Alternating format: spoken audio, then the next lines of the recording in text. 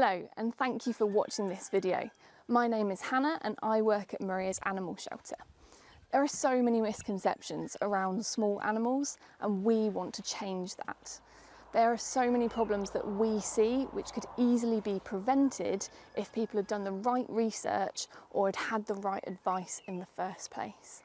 It really is worth the investment of time, effort and money to get your animal set up correct in the first place, because otherwise you're much more likely to see physical and behavioural problems which ultimately cause you stress, damage your relationship with that animal, and then they're much more likely to end up in a rescue centre like ours. So it's worth remembering that these small animals can't leave their home and their enclosure like we can.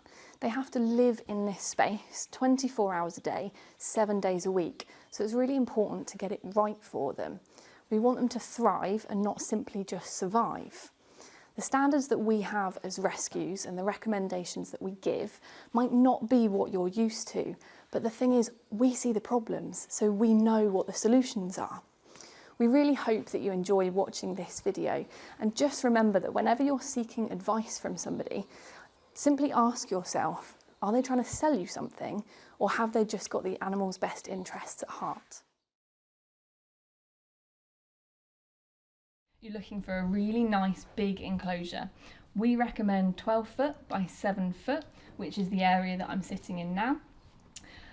The reason for this is that whilst we're videoing, you'll see how active these guys are and how much they use this space. It's really important that rabbits have space to run, jump, hop, binky and just be a normal rabbit. Like I said before, they've got to be in here all the time, so actually having the space to move around and behave naturally is really important for their health, their well-being and their overall welfare. It can be any sort of shape, so it doesn't need to be this shape, but the important thing is that you have floor space. Levels and separate areas don't necessarily count towards that whole floor space, so you're looking for them to be able to run smoothly in and out of the shape and the area that they're living in. That 12 by 7 foot, there or thereabouts, is a recommendation that we would have for 24 hours a day, 7 days a week. So what you don't want to do is confine your rabbits into a smaller area during the nighttime or during different times of the day. They need that 12 by 7 space all the time. You don't want to be confining them overnight. So just a thing to note with rugs or with carpets is that don't use a really fluffy one. If it's got a lot of piling and bobbles coming out of it, then it just makes it a little bit more chewable and a little bit more of an injury risk because they might get stuck in it. So whatever you're going to use as flooring, use a short a mat or a carpet or something like that, but just make sure it's not too fluffy and just monitor for chewing if you are going to use a soft flooring and a material based flooring. So the next thing to look at is your litter tray. We use the base of an indoor cage, so you might see these in pet shops or online as suitable indoor rabbit accommodation, which we would strongly recommend against. We take off the top cage, throw it away, and we just use the base as a litter tray, as a bed area only. So you're looking for it to be nice and big. Again, size really does matter. If it's too small, they can't get in it. They spend most of their time in these trays. They like to eat, pee, poo, all in the same place. And this is where they'll hang out most of the time. So you want to make sure it's big enough for several rabbits and that you fill it with plenty of good bedding. So at the shelter we use newspaper base. The reason that we do that is because it's quick, it's clean and it's easy. What you don't want to do is use sawdust. It can irritate the respiratory tract. It strips the oils from their skin. They spend all day really close to it, so actually if you smell sawdust or wood shavings and put your hand on it, it strips the oil from your hand. And some animals can be allergic to it as well. So ditch the wood shavings and go for, we would recommend a newspaper base with hay on top. There are kind of paper-based bedding out there which we've heard mixed things about, and again we would steer towards the newspaper because that's what we've used successfully. You can use shredded paper, that's fine, but whatever bedding you're going to use on the bottom of your litter tray, make sure there is plenty of hay on top. You can see we've got a nice thick layer of hay.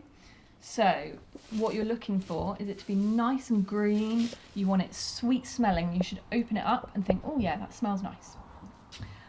You want it to be quite long stemmed, so you often find short chopped kind of hay that's just a bit dusty, that's just really fine, and it's more powdery than what we've got here. It's not great for eating, it's not really great for doing much. You want your hay to be fresh, sweet smelling, long stemmed, and preferably quite green. So that is a main part of your enclosure, so get your litter trays right. The other thing to remember with your rabbits is that actually they need shelter and they need a hiding place. So rabbits are prey species. Life can be incredibly stressful for them because they're always on the lookout for something that's going to eat them. The rabbits that you see in this video are quite confident and quite relaxed, but not all individuals are the same. So hiding places are particularly important. We often use a hutch just because it works for us, but the thing to remember with hutches is that they are a shelter. They should never ever be the full accommodation. The size is simply not big enough. If you shut your rabbit in a hutch and that is where it lives 24/7, then what you'll often see is behavioural problems like boredom, frustration, even aggression towards yourself. Quite often rabbits tend to bite because they're generally unhappy. The other thing that you'll see is a lot of physical problems become much more likely to happen. So you're more likely to see an obese rabbit, an increased risk of fly strike, that they simply won't move around as much, so they might get sore hocks. So there's lots of different problems as to why you wouldn't want to shut your rabbit in a hutch. And just from our point of view, it's basically being shut in a room all the time with nothing to do. It's simply not good enough for a happy, healthy animal. Times have changed. This used to be a traditional form of accommodation for rabbits and guinea pigs, but we now know that actually it's not suitable. So there is quite a strong movement against having these as your only accommodation. So the thing to remember with your shelter area is if you are going to go for a hutch, we actually recommend a single tier hutch. You'll often see double tier ones with a ramp. The ramps can be steep, they can be quite tricky for your rabbit to get up and down, and what's especially important to remember is that actually your accommodation needs are going to change depending on the age of your animal. So for a rabbit that is a bit older, remember that actually arthritis is a big problem for them. So rabbits can get arthritis from about 4 or 5 years of age.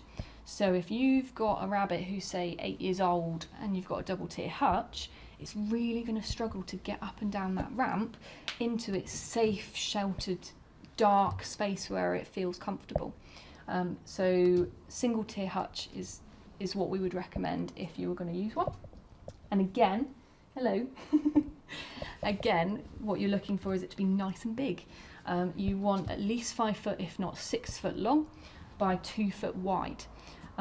You can get different dimensions, but that is what we would recommend because you can fit 2 rabbits in it comfortably in the sheltered bedroom section. Your space is really important. It's not just a big space that's empty, because actually that's not very exciting to anybody. You want to make sure that the quality of your accommodation is really good. So to do that, you can use hiding spaces. We actually use a lot of cat furniture. It offers quite often like a little box or a hiding area beneath, and then some platforms to jump on. So platforms are great for the rabbits. They like to jump up high to get that extra vantage point, again, because it makes them feel a little bit safer. They can see a little bit more. So with that in mind, you want to make sure that the surface of your furniture is, again, going to be kind of non-slip. You can use plastic stools and things like that, but we find that if you put something on top like a blanket, they get used a lot more. So we use a lot of soft material things. You could use wood. Wicker is another really good thing to use, because if they do nibble at that, it's not a massive issue. The other thing that you want to remember with your furniture is how high it is. So this would probably be about our limit in terms of height. If you've got a really high one, obviously you're looking at a bit of a wobbly rabbit on the top. So you want something that's nice and sturdy, and that they can sit on top of quite comfortably and easily. The other things to sort of remember are, with your hiding places, we use a lot of tunnels. Oh, hi. We use a lot of tunnels because they can get in one end and straight out the other end. With hiding places, they are preferred by your rabbit if they've got two exits, so where they can't get stuck, basically. Hides with just one hole are suitable, but they're just not your rabbit's preference, that's all. You can use some soft bedding, like dog beds, cat beds can work really nicely. Not so much if you've got a really destructive rabbit. You might want to look for different alternatives like cardboard boxes or things that you don't mind them destroying. So depending on your individual, soft beds can make a really good furniture addition as well. Toys. You want lots of different options for your rabbit. The more you give them, the more they'll interact with them. It's just like us, we want to be entertained and to be relaxed, and to do that we need things to do. It's very stressful being bored. You can use paper bags, often filled with hay, herbs, nice things to eat, toilet rolls, wicker, willow and seagrass works very well, doesn't it? Thank you. Formats are great. Putting your hay in different places and different varieties of hay is a really enriching thing for them. So you can offer hay in all sorts of different places. You can pop it in your litter tray, you can pop it in bags, cereal boxes, little bowls that they've got to sort of forage through, even just flower pots. That works really nicely. Anything to encourage that natural foraging behaviour.